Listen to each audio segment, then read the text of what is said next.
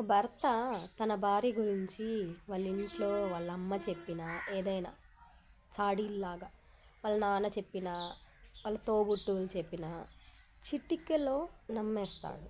కానీ అదే భార్య వాళ్ళమ్మ నాన్న తోబుట్టువుల గురించి ఏదైనా చెప్పినా నమ్మడు. సాక్ష్యాలు ప్రూఫ్లు అడుగుతాడు. నేను అనేది ఏంటంటే, ఇప్పుడు నువ్వు ఇంట్లో కొద్దిసేపు ఉంటావు, పగలంతా పనికి వెళ్తావు, సరే ఈవినింగ్ కొంత టైం స్పెండ్ చేస్తావు కదా.